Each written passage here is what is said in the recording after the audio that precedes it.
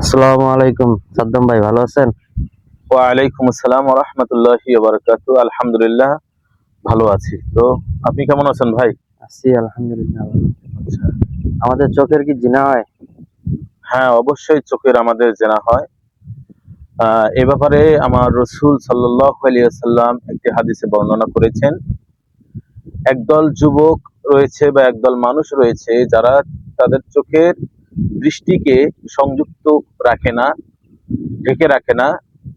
রাসূল পাক সাল্লাল্লাহু আলাইহি ওয়াসাল্লাম একদিন স্বপ্নের যুগে দেখলেন যে একদল যুবককে তাদের চোখে লোহাযুক্ত কাঠা দিয়ে চোখগুলোকে শাস্তি দেওয়া হচ্ছে। তো রাসূল পাক সাল্লাল্লাহু আলাইহি ওয়াসাল্লাম জিজ্ঞাসা করলেন যে এরা কারা?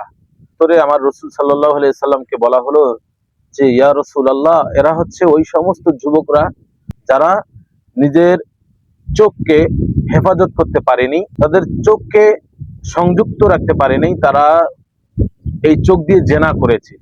কিরকম জেনা? এই চোখ দিয়ে তারা বেগানা মহিলাদেরকে আহ, তারা খারাপ নজরে দেখেছে। তা এই জন্য আমরা আমাদের চোখে খারাপ দৃষ্টি থেকে, খারাপ নজর থেকে আমরা হেফাজত করব। কারণ আল্লাহ তাআলার শাস্তি খুবই ভয়ানক এবং কঠিন।